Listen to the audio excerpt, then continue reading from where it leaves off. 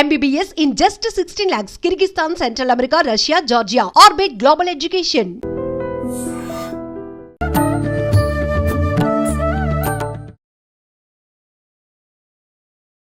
నమస్కారం, welcome to I dream. ధర్మ మార్గం విత్ విజిత కార్యక్రమానికి స్వాగతం.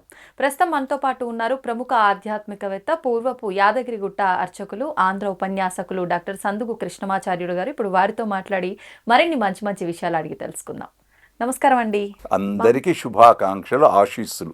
మనకు శ్రావణ మాసం ప్రారంభం అవబోతోంది. శ్రావణ మాసం అనగానే మనం ఈ నెలంతా కూడా ఆడపడుచులందరూ చాలా చక్కగా పూజలు, వ్రతాలు, నోములు వీటిల్లోనే నిమగ్నమై ఉంటారు. ముఖ్యంగా చేసుకునేది అంటే ప్రతిరోజు ఒక్కొక్క దైవతారాధన చేసినప్పటికీ ముఖ్యంగా శుక్రవారం వచ్చింది అంటే 4 శుక్రవారాలైనా 5 శుక్రవారాలైనా కూడా చాలా చక్కగా వరలక్ష్మి వ్రతం చేసుకోవడము, పూజ చేసుకోవడం చేస్తూ ఉంటారు. ఈ వరలక్ష్మి వ్రతం అనేది అంటే ఇందాక మీరు చెప్పినట్టు అమ్మగారు శనివారం వ్రతం ఏదో చేసుకుంటున్నారు అని వాళ్ళ అత్తగారు ఇచ్చింది అని చెప్పి, అలా అత్తలు వాళ్ళ ముందు తరాల వాళ్ళు చేస్తేనే చేసుకునే వ్రతమా, లేదంటే ఎవరైనా చేసుకునే వ్రతమా, ఏ విధంగా ఆచరించాలో వివరించండి. వ్రతము, వరలక్ష్మి వ్రతము. ముందు పదాన్ని చూడండి. వర, అవును, శ్రేష్టమైన మొదట్లోనే ఉంది. అంటే నీ మనస, వాచ, కర్మణ గొప్పగా చేసుకునే వ్రతం. ఒక్క శ్రావణ మాసంలో చెయ్యమని కాదు, రోజు చెయ్యాలి. రోజు చెయ్యకుంటే కనీసం శ్రావణ మాసంలో అన్నా చెయ్యి. శ్రావణ మాసంలో కూడా నాకు వీలు కాదు, కనీసం ఒక్క శుక్రవారం నాడైనా చెయ్యి. ఇప్పుడు మళ్ళీ దాంట్లో రెండోది అడిగారు, అత్త నుంచి పరంపరాగత. ఇది మన ఆచారం, ఎక్కడ శాస్త్రం నుంచి లేదు.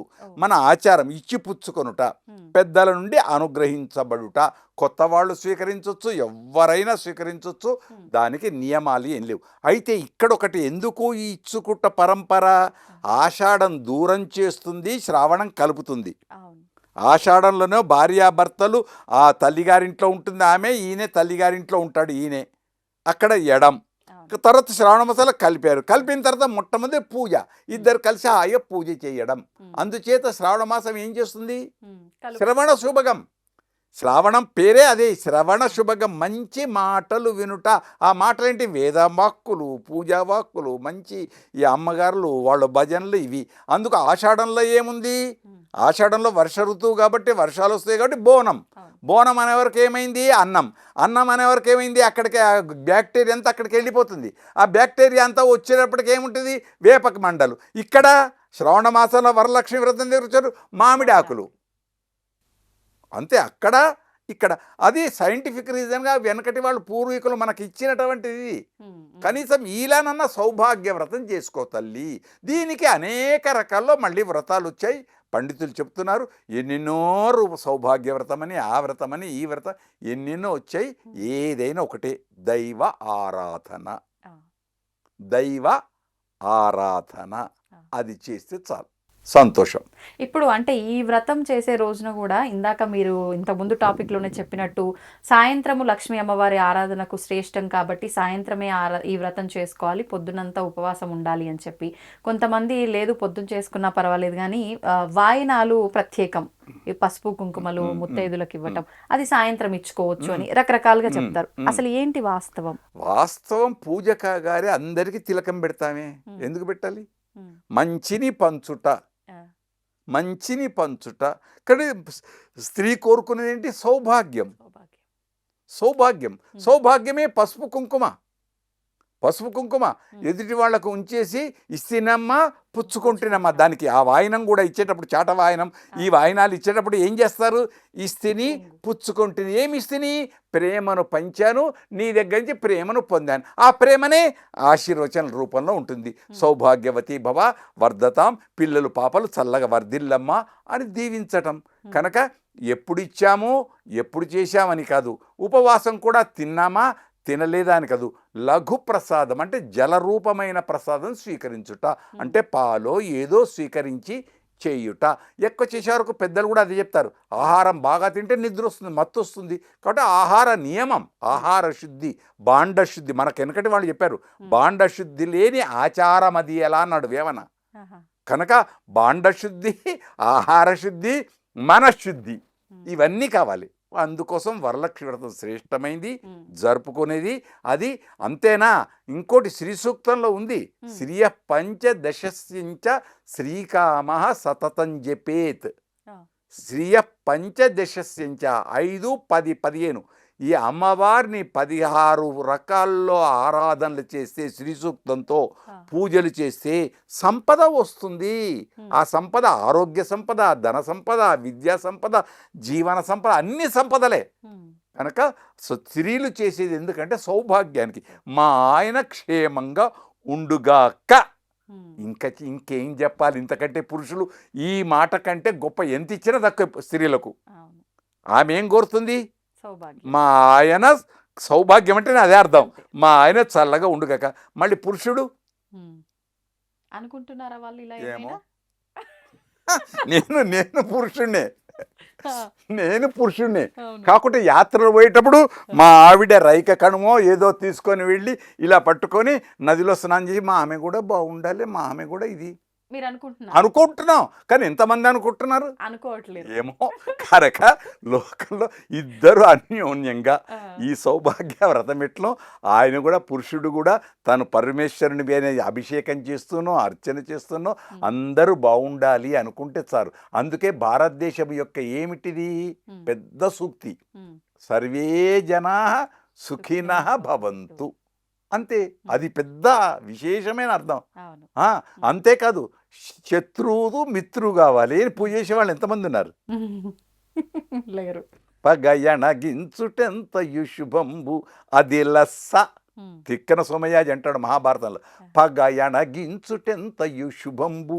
పగ అనేది లేకుండా చేయడం మంచిది, అది లెస్స గొప్ప అన్నాడు. మళ్ళీ ఎంత రోజు పగ పెరుగుతూనే ఉంది తప్ప తగ్గటం లేదు. వాడు ఏం చేశాడు, వాడిని నేనేం చెయ్యాలనే ధోరణే తప్ప. అంతే, ఆయన అంటే అంత వరిది వాళ్ళకు వదిలేసి నేను ఇది. ఆ పూజలో కూడా నా శత్రువు కూడా బాగుండాలి ఉమ్, అని పూజ చేస్తే ఆ, భగవంతుడు మెచ్చుతాడు. ఇంకెంత, ఇంకా ఆనందిస్తాడు, అంతే. ఆనందిస్తాడు. అవును. అందుకే పిండ ప్రదానం చేసేటప్పుడు తల్లిదండ్రికి ఇక్కడ బద్రీనాథ్ లోపల తెలిసో తెలియకో చేసిన పాపాలకు కూడా ఇదిగో వదులు అని నీళ్ళు వదిలిస్తారు. ఆహాహా. ఓకే. అది పెద్ద మళ్ళీ సబ్జెక్ట్ వేరు, అవన్నీ సబ్జెక్టులు వేరు. కనుక అందరూ బాగుండాలి, ముందు నేను బాగుండాలి, నా కుటుంబం బాగుండాలి, నా ప్రాంతం బాగుండాలి. అది దీనికి ఈ యజ్ఞానికి అక్కడనే ప్లాస్టిక్ గ్లాసులు, అక్కడనే ప్లాస్టిక్ ఇవన్నీ వదిలిపెట్టకుండా అన్ని సామాగ్రి తన ఎంతవరకు అంత సామాగ్రి అంతా పరిశుభ్రంగా చేసుకొని వెళితే బాగుంటుంది. అన్ని తనకు అవసరం తీసుకొని తక్కిన అక్కడనే పారవేసి వెళ్ళిపోతే మళ్ళీ ఆ పరిశుభ్రత చేసేవాళ్ళు ఎవరు? అది ఇంకొకరికి. కనుక మంచి డైరెక్టర్స్ ఒక సినిమాలో కోతి తీసుకెళ్ళి అక్కడ అరటి తొక్క పడేస్తే అరటి తొక్కను తీసుకెళ్ళి డస్ట్బిన్లో వేస్తుంది. అలాంటి మంచి డైరెక్టర్స్ ఉన్నారు, సినిమా యాక్టర్. ఎన్ని బడిపంతులు ఇలాంటి ఎన్ని ఉన్నాయి, ఎన్ని సినిమాలు మంచి చూపించాయి మనకు.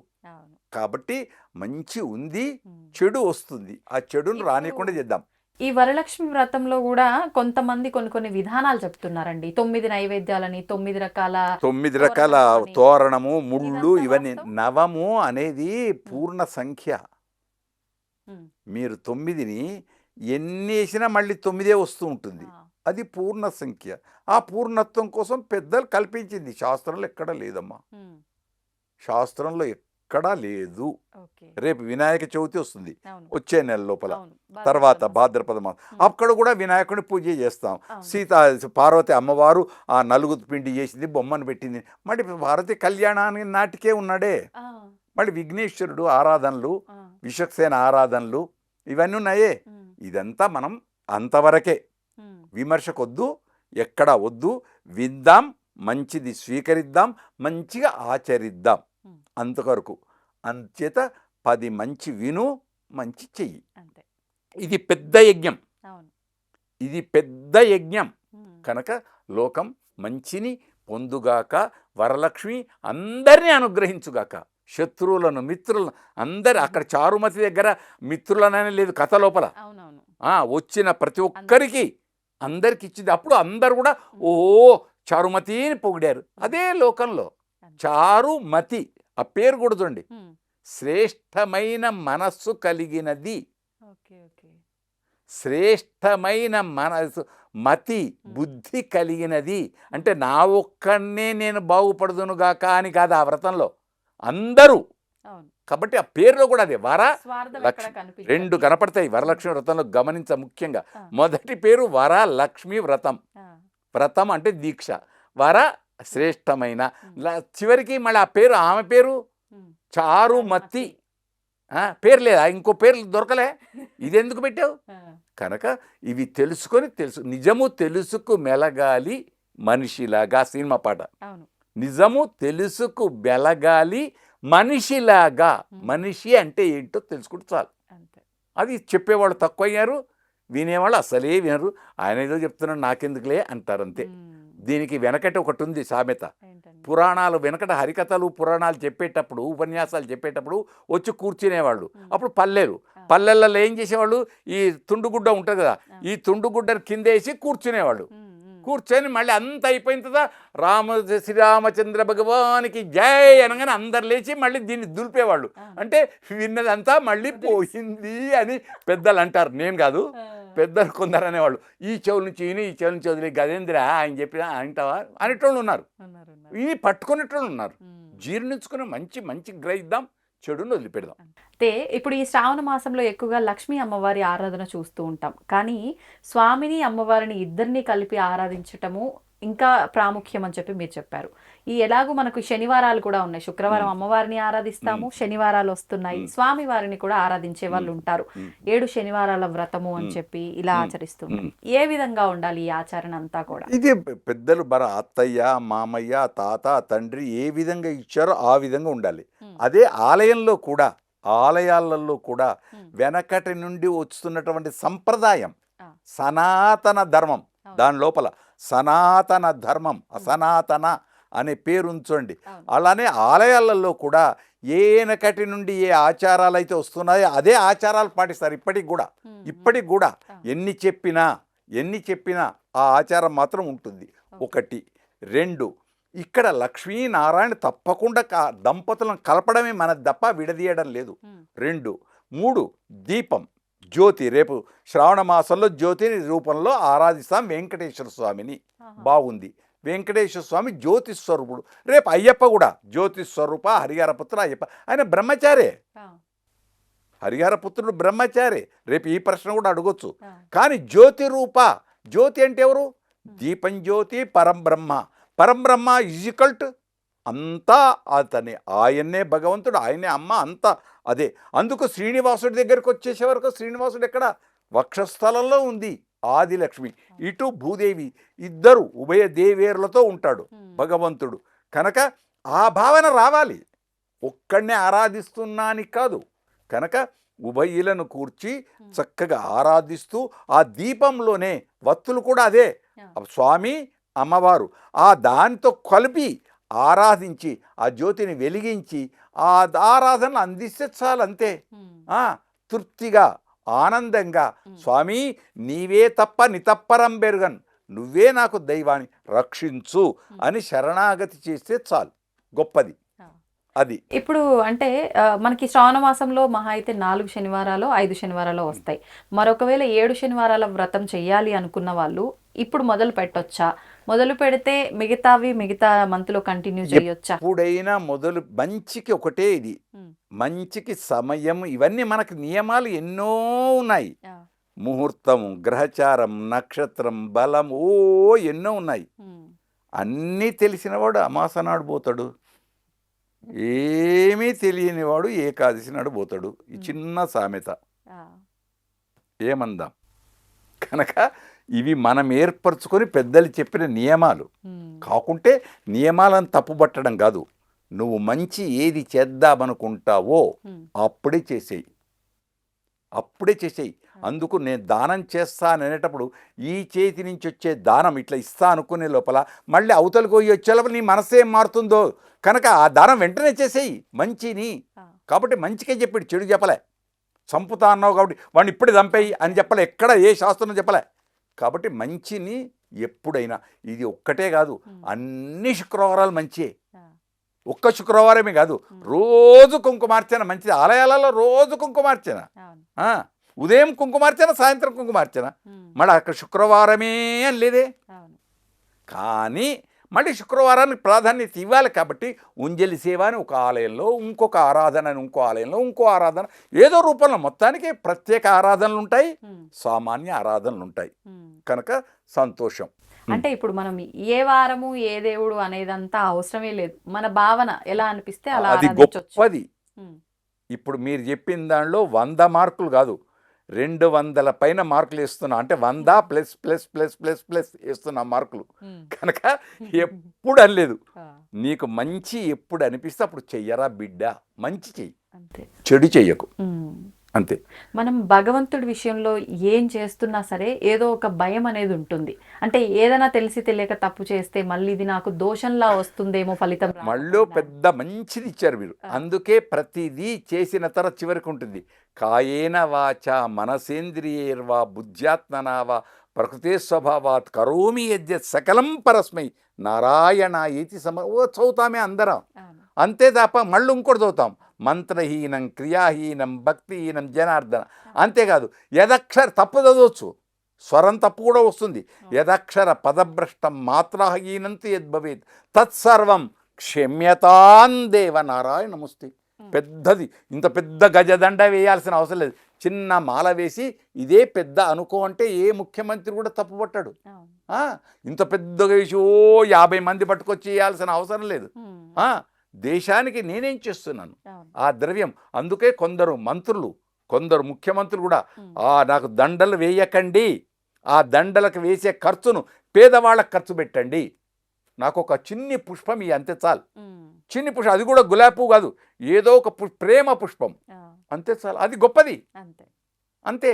కాబట్టి పూజలకు కూడా 7 వారాలని కాదు 21 వారాలని ఉంది, ఇంకా ఇంకా ఇంకా ఇంకా ఎన్నెన్నో మనం కల్పించుకున్నాం. కానీ నిత్య పూజలు గుర్తుంచుకోండి, త్రికాల పూజలు ప్రాతः మధ్యాహ్న సాయంకాలం. సూర్యుడికి అర్ఘ్యం ఎంతమంది వదులుతున్నారు, చాలామంది ఉన్నారు పాటించేవాళ్ళు, కానీ పాటించాలి. సంధ్యా వందనం దాని పేరే. అది పురుషులకు స్త్రీలకు అందరికీ, ఏదో పురుషులకే చెప్పారని కాదు.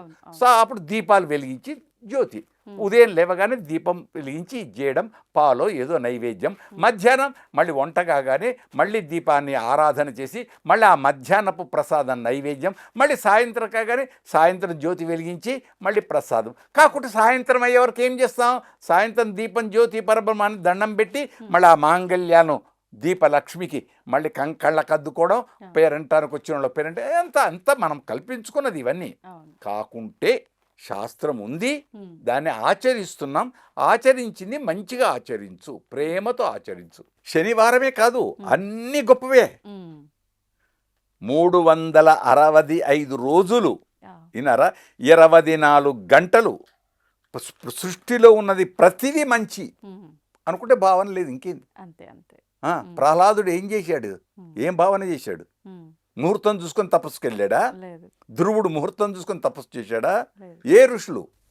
కనుక మంచి ఎప్పుడైనా సరే యాత్ర రంగయాత్ర దినే కులశేఖరులు అనే మహారాజు చక్రవర్తి ఆయన శ్రీరంగం వెళ్ళాలనుకున్నాడు, వెళితే రాజ్యం ఎట్లా, మళ్ళీ మంత్రులు వచ్చేవాళ్ళు, ఏదో పని చెప్పి ఏదో చేసేవాళ్ళు, మళ్ళీ అక్కడనే రామాన్ దండం పెట్టేవాడు. అట్లా మహనీయులు ఎన్ని లేవు, ఎన్నెన్ని ఉన్నాయి.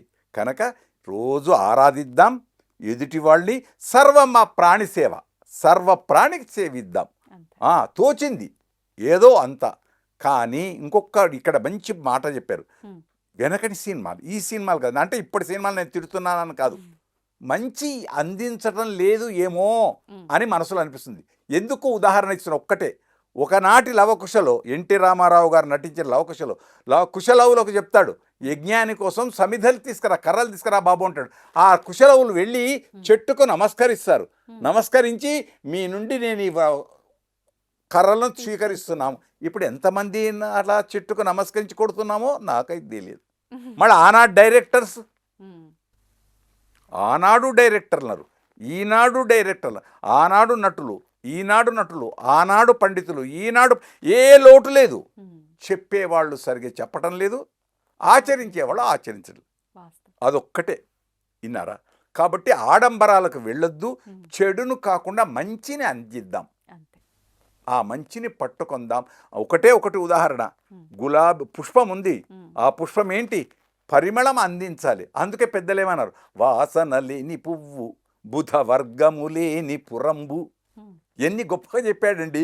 బుధ వాసన లేని పువ్వు అన్నాడు, అంటే మంచి గుబాళింపు కలిగింది కావాలి. బుధ వర్గము లేని పురం, బుధ వర్గం అంటే పండితుడని కొందరు అనుకుంటున్నారు. స్కూళ్ళు లేని ఊరు ఉండకూడదు. బుధ వర్గము లేని పురంబు అంటే పాఠశాలలు చెప్పేవాడు ఉన్న ఊరు ఉండాలి. ఎడ తెరగక పారు నీరు జలము నది, ఏం కావాలి మనకు, భగీరథ మిషన్ భగీరథ, ఈ అవన్నీ ఉండాలి. అవే వెనకటి ఏది చెప్పినా ప్రజల క్షేమం, అందరూ బాగుండాలి, ఆనందంగా ఉండాలి. చక్కని చదువు.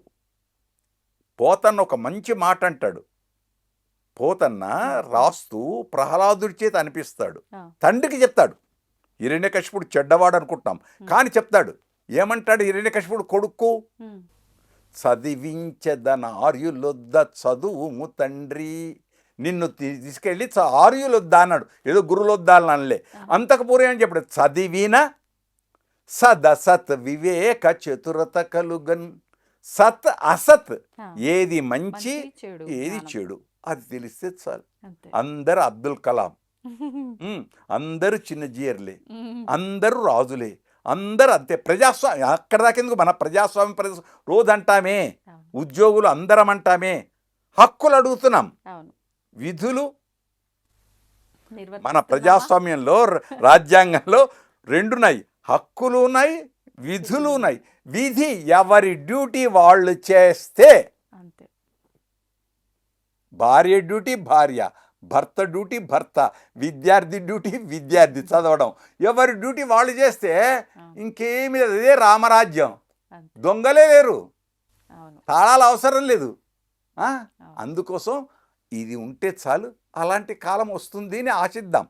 మానవుడు ఆశాజీవి కనుక ఆ మంచి కాలము, ఒక సినిమాలో ఉంది పాఠం, ముందు ముందు ఉంది లే, అట్లా అట్లా మంచి వస్తుంది అని ఆశిద్దాం.